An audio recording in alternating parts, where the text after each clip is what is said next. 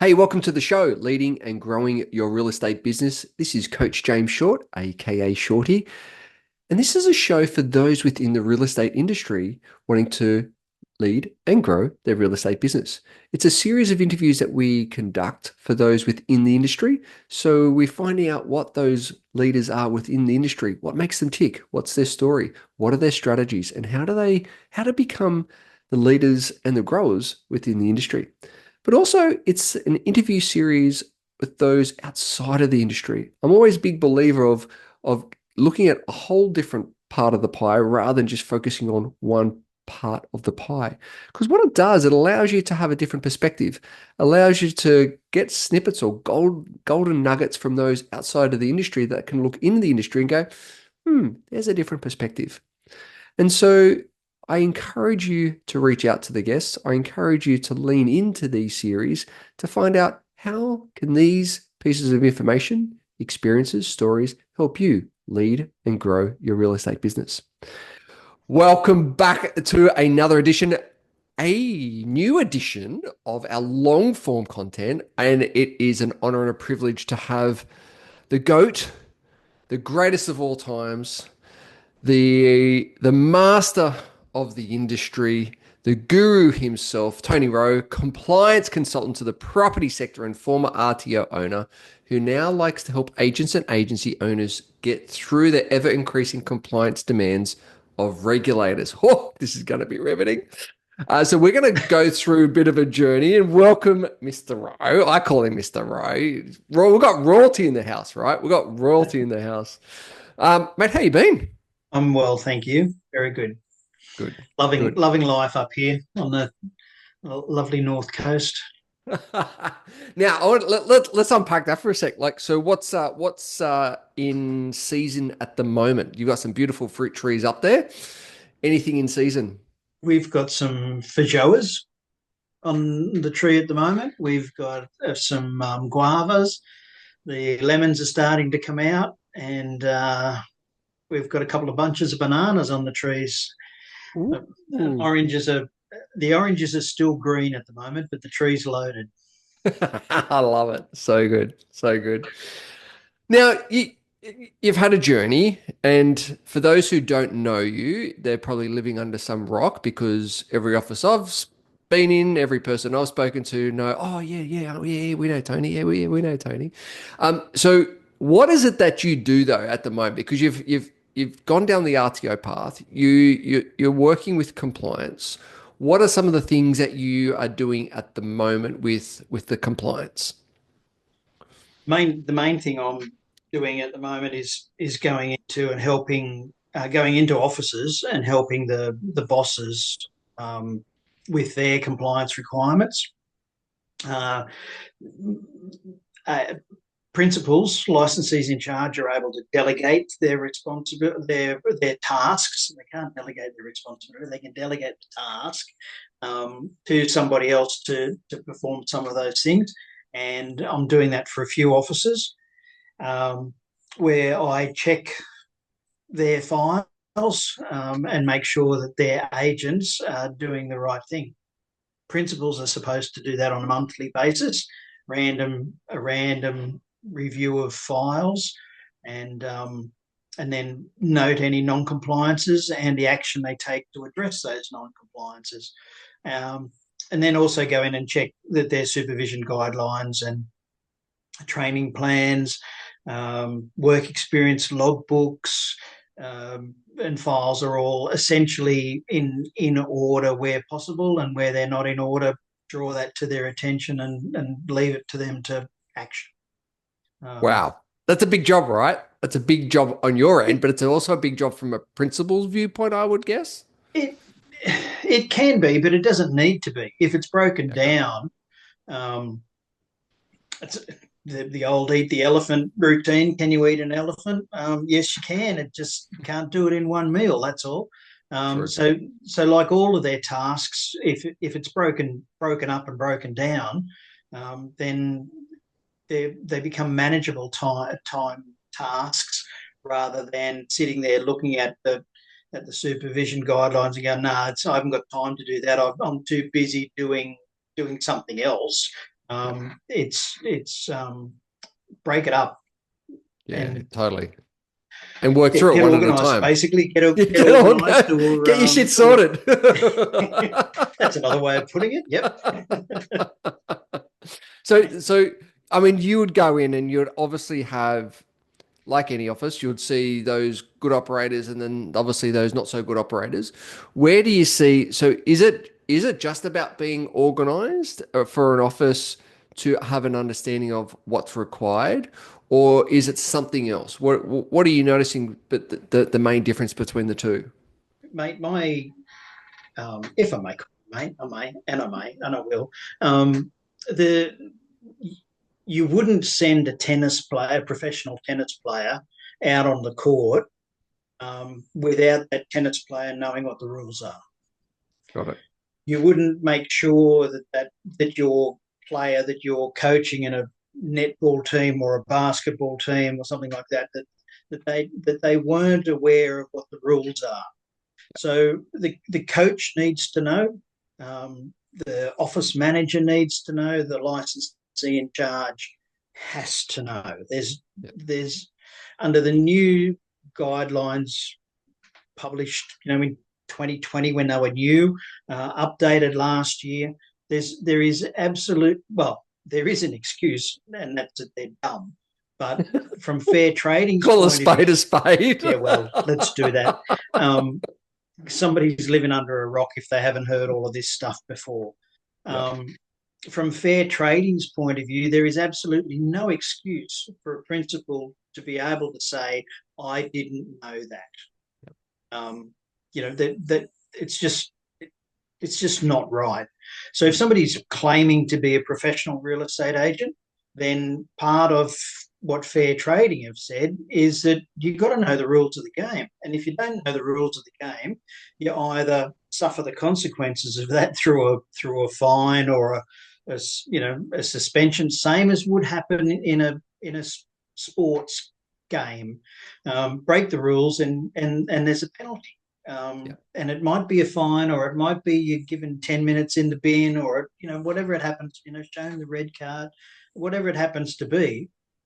If you don't know what your game is, then it's time to find out or get out. Now that's a pretty direct Well, it has to be, I message. reckon, though. Has to be, though. It has to be. Yep. And fair trading they issued these things called the supervision guidelines, and lots of agents then turned around to fair trading and said, "Oh, they're just guidelines. So we don't have to follow them because they're guidelines."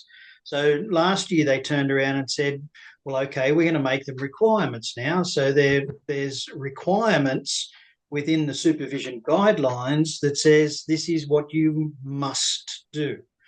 So the rule book's been updated, and they're sitting there going, let's go have a look at what people are doing. The good thing about the rule book, though, is it says to the agency principal, here's the rules. Now you've got to come up with a policy and procedure manual that says this is how I, as the licensee in charge of the business, this is how I'm going to run my business according to the rules. So it's not saying everybody has to do exactly the same thing. It says know what the rules are and then come up with the way you run your business and be able to demonstrate that to us through your policy and procedure manual that aligns with the supervision guidelines, that aligns with the legislation. So is it difficult? My view is no, it's not. Is it time consuming to get it set up? Yes. But after that, it becomes pretty much a ticket box. If somebody's doing the right thing, then it's pretty straightforward. If somebody then breaks the rules or bends the rules, then there's a needs to be a record kept of that, so that if it becomes a consistent thing, the licensee in charge has got an opportunity to say to whoever's bending or breaking the rules of the business, there's the door. Don't let it hit you on the way hit you on the way out. But it also gives fair trading an opportunity then to come in and say, okay, show us where the non-compliances have happened and what you've done about it. Now, if you're Yeah. able to do that, present them with the information, they're going to go, you're doing the best you can under the circumstances and in the conditions that you're operating. We're happy with that, and we're out the door. Don't hit us with the door on the way out, but we're leaving you alone to go find somebody who's not doing the right thing. Yeah, fantastic. And so, how has, if you look at the history of the compliance, how has it changed, and what have been some of the big milestones of that change over the, I guess, the last 10, 15 years?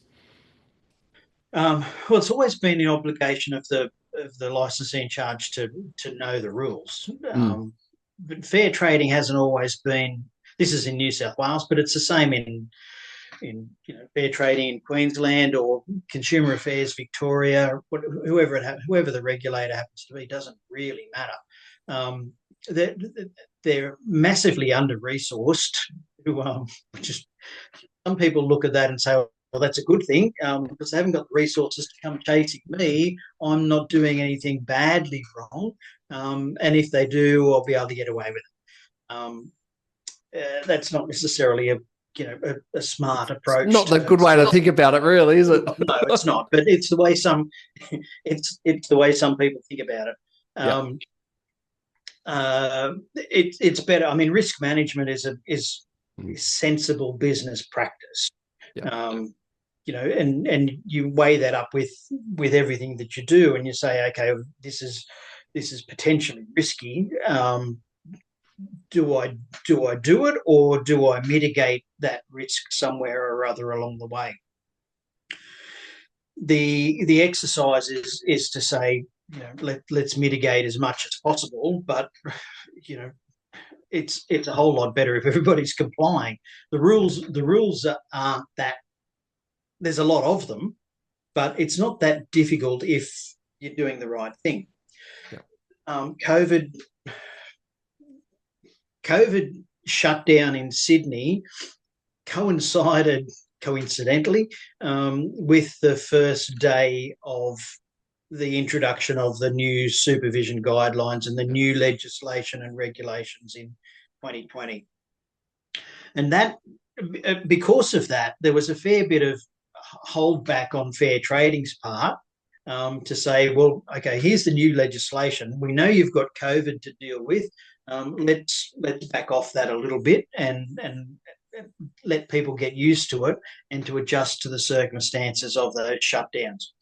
One of the consequences of those shutdowns was that a lot of principals who were tending towards the move towards being a manager rather than a listing and selling principal then got tossed back into the it's time for you to go back into the listing and selling because we can't afford to keep the people on the books as salespeople.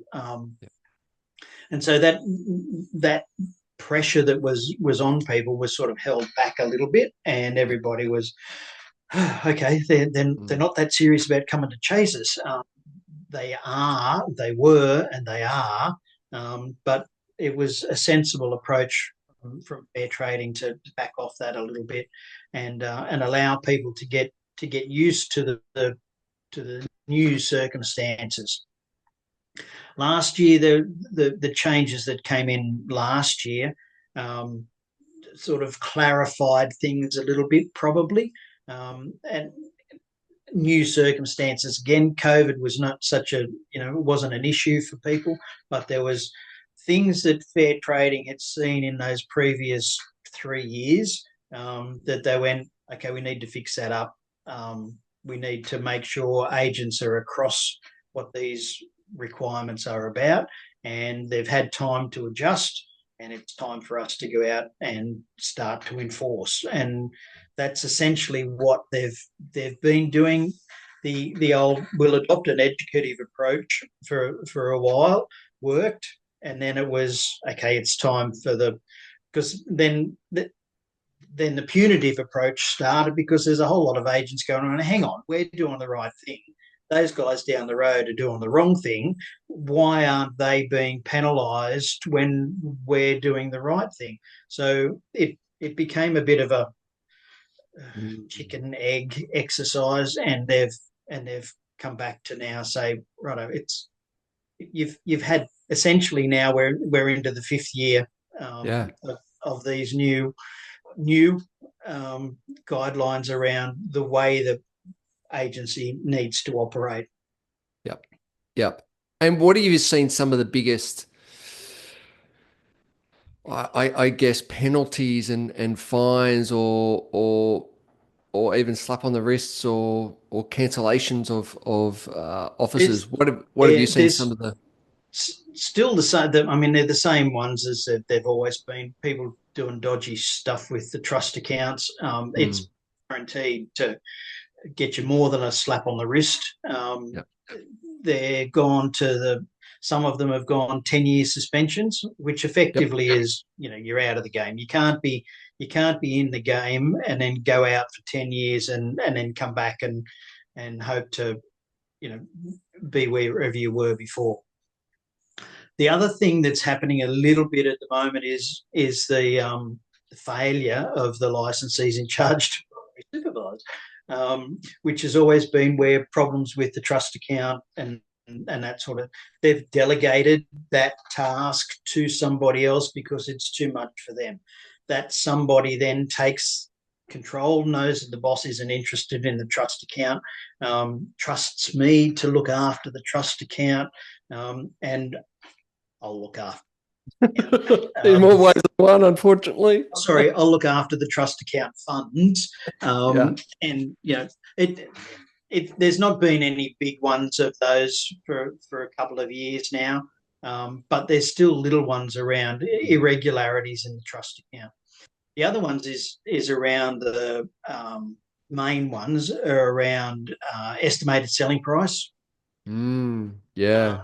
And revisions of those and notifications to mostly to vendors about those changes. 73B. I've got too much time on my hands. line item words. 73B of the Act is around written notification to vendors. Right. Yep. And people being, and people saying, oh no, we communicated with them, we called them and let them know. Where's the written evidence of that? Oh, we didn't take a note. Good, here's a fine. They're well and truly over having that discussion with people because it's been hammered away to. You've got to take your notes. You've got to keep your notes. You've got to put your notes on file. You've got to be able to comply with the legislation, comply with the rules. If you break the rules, wear the cost. There've been instances where they've called the vendor while they're sitting with the agent. Did you get this communication? Did they call you and tell you? Yes, they did. Okay, thanks very much. Wow. The Great. vendor has acknowledged that they knew that the change was happening, but there's no written evidence of that. There's the fine because it says that you have to communicate in writing. Now, is that a silly rule? Probably up to a point. But where's the proof that you actually made a phone call, or that phone call, the subject of that phone call was what you've said it was? There's, keep your file notes. It's pretty simple. Be able simple. to do that. Get in the file. If it's not in the file, it didn't happen. Yeah. Basically, where's the pick? If there's no pick, then it didn't happen. Yeah. It's that sort of event. Yeah. Where do you see? So where do you see the future of compliance in relations to? Do you see any big changes that also need to happen over the next number of years? No, I can't. Look, I guess there is, and it's around technology. I mean, if I've made a phone call to you, I've got proof on my phone that I called you. Yeah, right. What was that phone call about? Um, well, I can either press. Like, there's plenty of apps around. I can press record while I talk, and there's a recorded message around what the conversation was about. Um, and so I guess the regulators need to catch up a little bit with that, and make the legislation catch up with that. That Yep. there's, if we say, is there a record of that conversation? Yes, there is. Is it written? No, but it's recorded. Um, Yeah. okay, well, it's not written, Yep. but it's recorded. So that's that sort of stuff. So there'll be changes around what um, what technology will allow us to do. I mean, I was listening to stuff yesterday about quantum chips. That scares Yeah. me a bit. Um, Yeah. there's a whole lot of stuff around at the moment about AI. AI scares me, and it might be that I'm just a bit of a technophobe.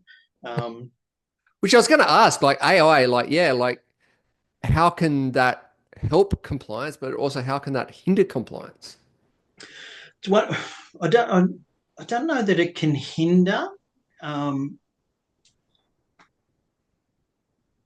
the exercise, from my point of view, when I see stuff being promoted to agents, and so, here's the latest stuff and you need to be on top of it. It's going to help you with time. Over the last 25 years that I've been involved with real estate, and training, all of the things that are going to make agents' life easier, um, hasn't really given them any more time. It's given them less time because they're involved with that technology. It is it making life simpler for them? Probably not. Um, uh, is it making it easier to communicate with vendors? Yes. But if agents are relying on AI without double checking it, and they're putting out, giving an instruction to whatever the software is to perform a particular task, it's not the same analogy, but it's the same as offshoring stuff. Yeah, Um, right. Okay. Sending It's stuff still offshore, triple checking, right? Still got to you've triple still check. got to check. So Yep. that's like a start at saying you can delegate, but you can't abdicate your Yeah. responsibility. You've got to be Yep. able to still maintain that you're in control of what goes out. Some of the AI stuff that's going out for marketing at the moment, it's Oh, close to schools, and it's nowhere near at school. yeah. Um, that sort of, whatever it happens to be, same as doctoring photos and that sort of, make it look more attractive and all of that sort of stuff. It can be useful. It's got to be, until we refine it, um, and adapt it to the specifics of what's required, then it's still experimental, and anything experimental needs to be monitored carefully. Yeah. And I think it's really, I was talking, hey guys, just a little side note here. How's it going? Are you on track this year? I know that sometimes this part of the year we can feel like we're in a bit of a grind, a bit of in the trenches. Are you on track from the original plans that you set out for the rest of this year? What I've realized is that between with this time of year, we get so distracted and we've got trying to chase so many shiny balls and go down so many rabbit holes. And that's why I created a program called the 90. It's a framework that actually allows you to achieve more in 90 days than ever before. Some of the feedback that we've got from some of the people that have used the process, the 90, is that they've achieved more in 90 days than the whole previous year. So if you'd like to have the tools, have the techniques, have the framework on the 90, so you and your team can achieve more in 90 days than ever before. What it does, it impacts you of how to get clear, what you need to do, and who you need to be to show up in order to achieve the things you want to achieve over the next 90 days. Simply head over to jamesshort.com.au, click on join the waitlist, fill in your details, and one of the team members will be in touch and take you through the 90 framework. On with the show.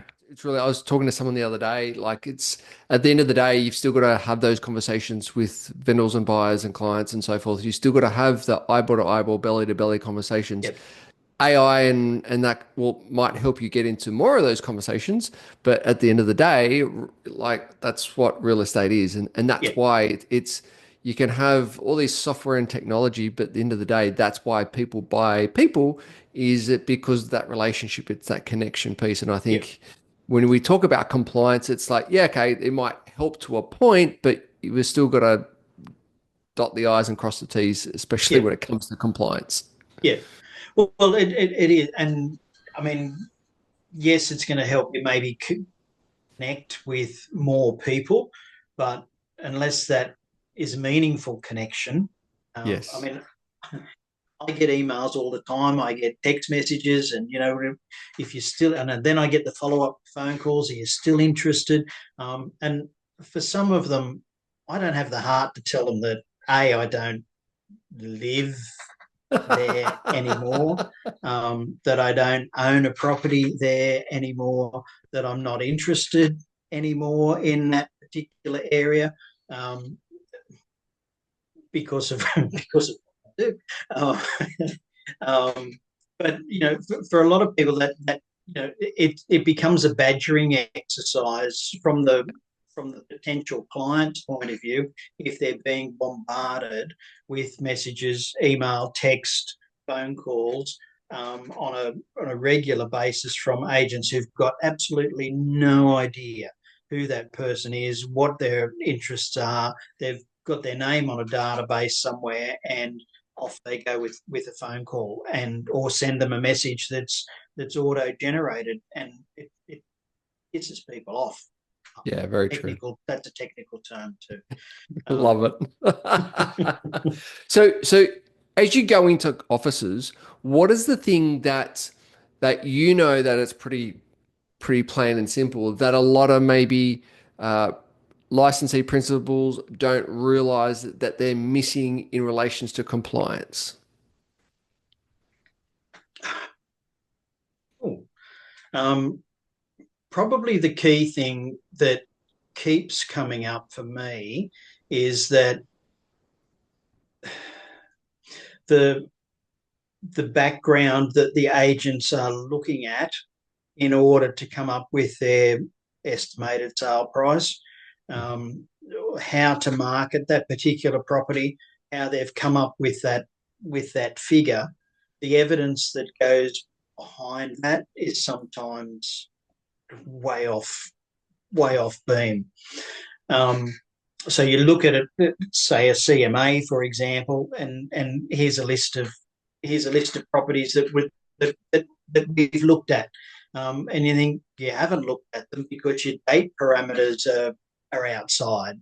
But the principle in reviewing the file is looking at it and say, oh yeah, there's a list of properties. They've done that. They've got it off. Um, they've got it off core logic. It's got to be right. Let's not look at that. Let's move on. And then hang on. You've got stuff that's properties that are 12 months old, or there's a statement in there in the agency agreement and says there were no comparable sales in the last 6 months, and um, which is accompanied by a CMA that's got properties listed for sale in the last 6 months. Um, and that's let go. And you're sort of, hang on, it slap, wake up to yourself, and think about what it is that you're doing. Somebody's CMA is a marketing message that this is why you should choose me. This is why you should choose this agency, because we're good, we're professional, we know what we're talking about.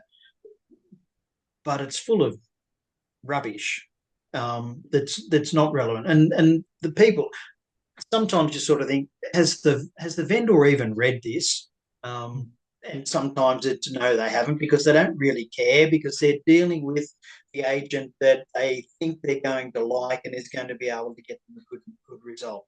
The outcome when it comes around is not necessarily what they wanted, and then they'll start to look back at that stuff and go, hang on, I might have a case here to not have to pay this idiot who's fooled me into believing that they're good when they don't really know what they're talking about. And you look at stuff like that and go, or somebody's, you've got away with this one for the time being. But the thing to keep in mind is that that a complaint can be made against an agent for up to 3 years after the end of that transaction. So the vendor or their cheeky, sneaky lawyer can go back for 3 years and say, this is what happened. We're not happy with it, and we've got up to 3 years to lodge a complaint. And that's where going back to where the notes end up being important. Trying to remember a conversation that you had 3 years ago without being able to refer to any notes becomes problematic. Yeah, super important, right? So to keep those I notes. call it the CYA principle. Okay, please explain. Well, it's cover your assets. Love it. Love it. Very true. The CYA principle is very important when it comes to compliance. Yep. And again, is it difficult to do that? No, not really. You got your diaries. You're taking notes. You can record your message. You can record your. It's all there, right? It's all there. Send it off to the Philippines or Uzbekistan or wherever you want to send it to get it typed up, and there's your file notes. So true. So true. So what is it about compliance that we haven't spoken about that people need to hear so they're aware of any things that they may not be aware of? I think probably the key thing is that the licensee in charge needs to make sure that everybody in the office knows and understands what their individual obligations are. They've got to be able to demonstrate that that's happened. Not just, I told everybody at a staff meeting. Well, that doesn't necessarily mean everybody was listening. Where's the proof that person was in that staff meeting? Keep minutes of, brief notes. They don't have to be detailed. Brief notes of what goes on. Copy of an email that was sent out to everybody who wasn't at that meeting, so that there's that evidence that the information was passed on. So it's a potential failing, I guess, for principals to not make sure that they've got everybody across what the requirements are and be able to. The key thing is you've got to have the evidence to be able to back up. You've got to keep your evidence to say that this is what you've done. The requirements say that the licensee in charge must properly supervise. Now, how do you properly supervise a department or an area that you've got absolutely no interest in? Not interested in the property management. It provides the income, the regular income, but it's too hard. Don't somebody else is looking after that. That no longer applies. Properly supervise the business. Need to make sure, and the reverse of that is true if you're a property management principal and sales guys are doing their such stuff. People sometimes say, "Oh, you don't realise." I've had this said to me a few times. You don't realise the egos that we have to deal with in the sales team. Yes, I do. Yes, I do, but I don't really care about that. And you shouldn't either. You need to manage that. You've got them on your team, therefore you need to manage them. A marquee player in in Sydney, whatever they call the Blues Sydney football soccer team, a marquee player that's brought in from overseas, they've still got to abide by the rules. The number one player in whatever the team is, they've still got to abide by the rules. Got independent contractors. This is another one that sometimes the bosses forget, that you've got independent contractors working for you. Or they've got their own business. Well, yes, they do, but you've got them working for you in your business. You've got to make sure that they're following your requirements, as well as they've got their own and they're meeting their own compliance obligations. But you've got to make sure that they're following your rules as well. Oh yeah, but how much money do they bring into the business? Again, I, as a compliance supervisor or watcher, I don't really care how much money they bring into the business. My concern is whether or not that's going to damage your business because you're letting them get away with things because their ego is too big. Rein in the ego and pull them into line.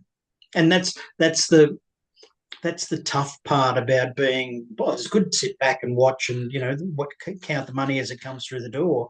But you've got to make sure that that money coming through the door isn't going to end up being a massive penalty to you down the track when somebody makes a complaint and the complaint is against you and you've let your independent contractor go, but they were operating under your banner because it was convenient for you from all sorts of other from your accountant's advice to do it that way. So yeah, there's all sorts of ways of getting around it.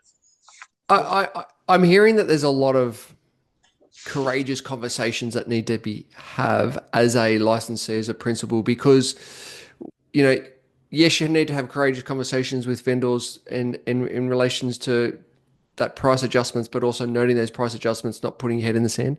Courageous conversations around team, around ensuring that the compliance is needed to be had.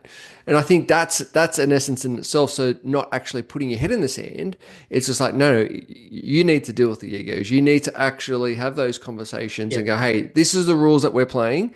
Yeah. You've got to play by these rules. Otherwise you can find another team to play those rules within. Yeah. Yeah. And there's plenty of other teams. Now, is anybody on any team indispensable? The short answer to that is no. Yeah, so true. So true. They're maybe not readily replaceable, but they're replaceable. That creates all sorts of headaches for a licensee in charge as well. And so from a time management or a work-life balance exercise, they've got to come up with ways of saying, hang on, I'm spending way too much time on this particular aspect, and something else is suffering as a result. Now, that might be, and it's a long time since I've had one, but it might be a fitness regime. It might be family time. It might be stuff. I need to go and have a cup of coffee, and I need to have my cup of coffee now, and nothing else is going to interrupt me while I do that. But hang on, you've got a listing presentation. Well, let's put that listing presentation, reschedule it. For an hour's time. But right now, my head's about to explode, and there's going to be blood on the walls if I don't go and do something to relieve that pressure. Agents schedule time for their for their callbacks on Monday morning. They schedule time for their listing presentations. They schedule time for their appraisals. They also need to schedule time for their compliance obligations. And also, if there's a fitness regime or there's family time or whatever it happens to be, unless you're going to operate solely and completely in your own little bubble, you need to have some outlets, let's call them that, some outlets to get away from that sort of stuff and allow or apportion your time to get that done. So be diligent, be organised, and don't procrastinate. Don't put something off.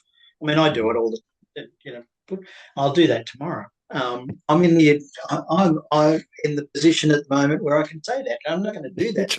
I don't feel like it.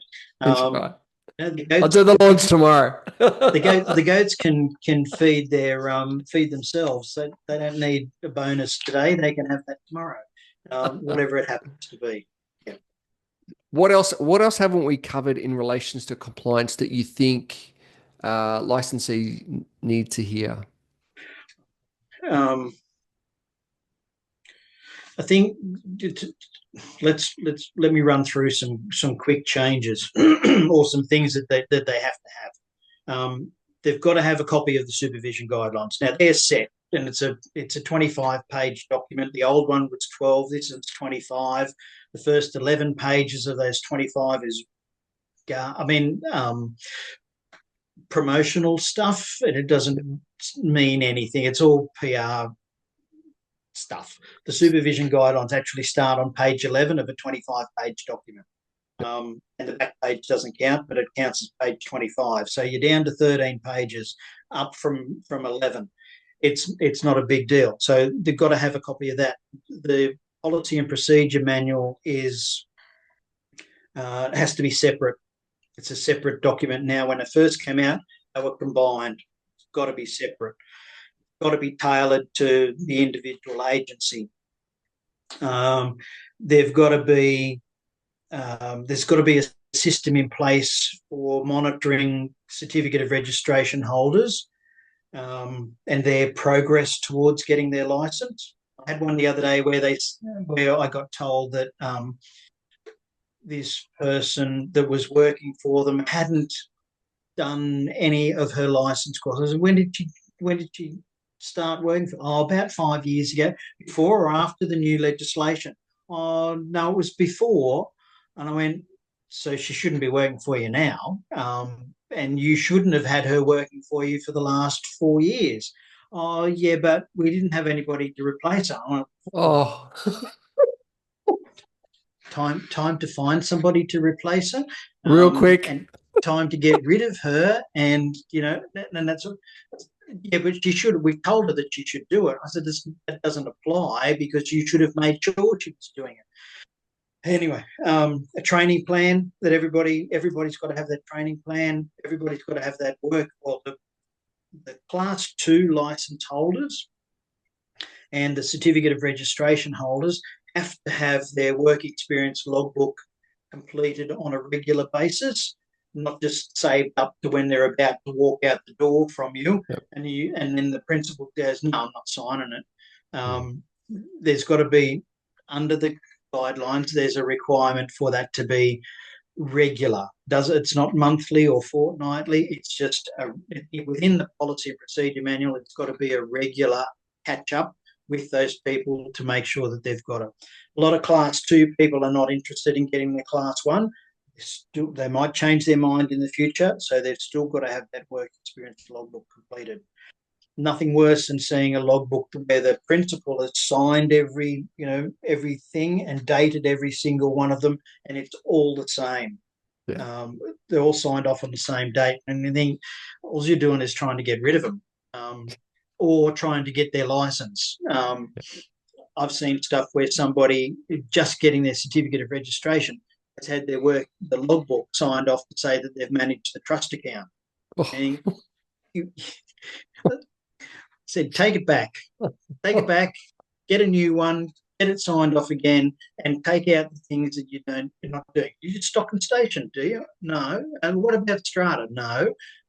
So you signed off for stock and station, you signed off for strata, and you signed off for managing the trust account. That becomes evidence in court that your boss is doing the wrong thing. There's got to be a complaints requirement for the, it's a bit like a product disclosure statement. If within the policy and procedure, if somebody makes a complaint, where do they go next if they're not happy with the outcome? That's got to be, you'll get that from the providers of the supervision, the policy and procedure manual templates that are around that need to be adapted. Disclosure obligations, the ID checking procedures. There's 7 new procedures. They're not new anymore. We're about 12 months down from when they were released. So ID checking procedures, and the ID has to be checked before the agency agreement is signed. Now, mostly they are, and that's within the agency agreements, but they've written it into the requirements now. So there must have been a reason for.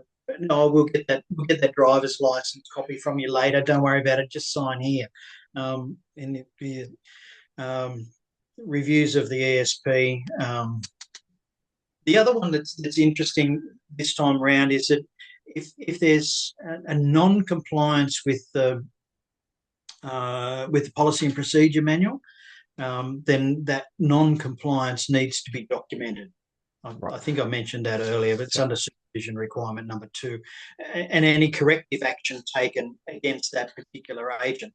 It might be we investigated, we've mentioned it to them, and they've given an undertaking that it won't happen again. Now, that's the corrective action that's been taken. It was a face-to-face discussion, and an undertaking was given. So it doesn't have to be, a full-scale, public prosecutor investigation. It's dealt with. The Act requires that records be kept for 3 years. The reason for that is that, as I said, a complaint can be lodged up to 3 years after an occurrence. So need to be careful of that. The other one I was going to mention is that this year and I presume they're going to come up with it again for next year, is the compulsory online CPD course through TAFE Online. Now, Take a deep breath. deep breath, and try and be positive about it. There is an opportunity at the end of the course to provide feedback. I suggest anybody seeing this that hasn't done that course yet, provide the feedback that they feel when they've completed that course. Be honest. As soon as you've submitted that feedback, they automatically issue you a certificate, assuming you've got the 70% after maximum of 4 attempts. There's only 22 questions. They're the same 22 questions for everybody. The answers are all the same, but they jumble the order of the answers in the quiz. Provide your feedback to them, and you'll get your certificate, so they can't hold that back on waiting for positive feedback from you. And otherwise, if they don't get that feedback, they're likely to make you do it again this year. Wow. No, not the same quiz. They'll come up with Yeah. and hopefully they'll make it a bit more challenging and better if they hope to achieve some outcome from it. But it's, the quiz was around appraisals, and making Class 1 agents do some quizzes on appraisals is sort of, teaching a baker how to make dough, Yep. as far as I'm concerned. 3 quick things. Can the licensee delegate specific tasks under the guidelines? Yes, they can, but they can't abdicate their responsibility. I think I've said that 3 times. So hopefully that message goes through. You can delegate, but you can't abdicate. Who's ultimately and solely responsible for everything that happens in the agency? The licensee in charge. Yep. No get about, no get around that, unless you can demonstrate. The only way of getting around that is if you can demonstrate that the person who did the wrong thing was trained to do the right thing, and they then chose to do the wrong thing against your clear instructions. And then fair trading will look at that. But unless you can demonstrate that, it comes back to you. And you need to have evidence that you're doing the right thing. So you need to keep the evidence that you've done your file reviews, that you've done your training, that you've done your policies and procedures to check the training plans and complete the work experience logbooks and do the ID checks and blah, blah. And then you know how to fill out an agency agreement properly. Yep. But apart from that, it's pretty straight. And I think coming back to your original point of it might sound overwhelming, it might sound a lot, but if you break it down, if you eat the elephant one bit at a time, if you put into your ideal week, that weekly check-in, catch up for your compliance, it's all doable. Yeah. It's when we get ourselves in the road of like, oh, it's too overwhelming, it's too much to do, then you're putting your head in the sand and nothing gets done. Yeah. That's when you're going to get yourself into trouble. Yeah. The obligation under the old supervision guidelines, there was 10 of them. Under these ones, there's 3 major headings and then 8 things. But there's 11, which means this is really down to snack size bites rather than meal size bites. Um, you've got to review the licensee in charge has to review the supervision guidelines annually. There's nothing to say they have to be reviewed in total annually. So break it up into monthly and take your pick, December or January, take one of them off, and then one per month to review. And then that monthly staff meeting, it becomes feedback. We've looked at this particular guideline, make sure everybody's across it. There's a schedule that's for the next 11 months, whatever 11 months you choose to do them, and work your way through each of them. And it's a topic at a staff meeting, agendas. You can delegate that to somebody else and say, I want you to review this for everybody at the staff meeting. And then off you go. And it's like I say, it's a snack size bite. If nothing's changed, trust accounting. There's only two people involved probably in a trust account review, but maybe there's people taking money and issuing receipts. They need to be across something like that. It becomes fairly straightforward, and it's a snack size bite rather than a meal size bite to review that on a monthly basis. Feed that back to the staff. Nothing's changed, or this has changed, and then you've got all your documents and your ducks are lined up, ready to welcome fair trading inspectors through the door and say, "Come in, guys. We've got, we're confident that we've got this under control." Yeah, that's great. And that's a really good strategy because you break it down bit by bit, each different area. It just makes it so much smooth sailing. And then that becomes your policy, right? That Yeah, becomes your process on how yeah, to stay on top of it all. yeah. Um, what's coming up for you? What's this rest of the year look like? You got any other projects that you're working on besides making jam and cutting the lawns? I've given up making jam. I found that too difficult. Um, but you know what? I love and this. I mean, maybe it does or doesn't sound weird, but I love getting out on the mower and cutting the grass because it's an instantaneous response. Results.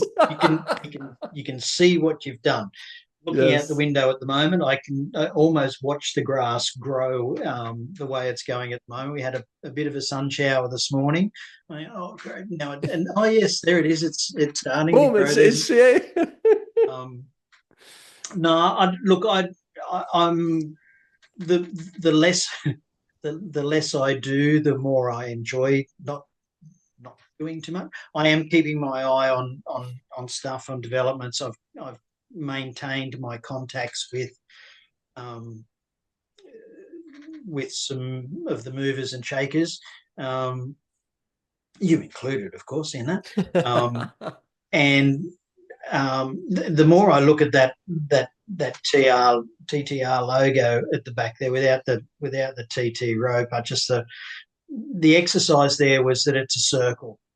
It's got a couple of holes in the circle, and that's the job, is to close those for people if possible. If people are comfortable and confident that what they're doing is the right thing, then go break a leg on the way to playing golf in the afternoon, or your fitness regime, whatever it happens to be.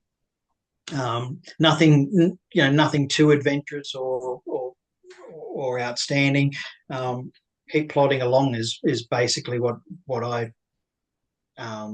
is my ambition at the moment, because Love it. I'm starting to get too old to do anything new and exciting.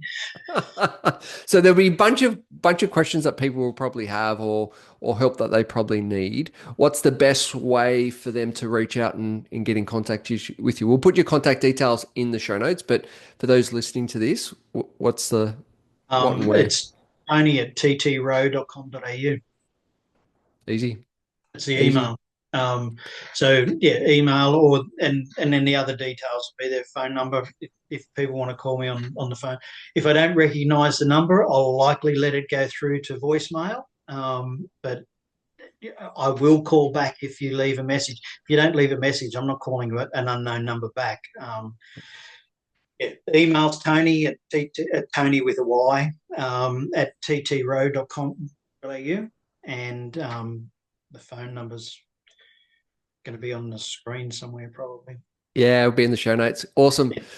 Tony, Mr. Rowe, the GOAT, the godfather of real estate. Thank you so much for your wisdom, your knowledge, your expertise. You are certainly a wealth of knowledge, and your care and your expertise has been flown all the way through the industry. So, mate, thank you very much. It's always love chatting, always love catching up, and mate, really appreciate your time.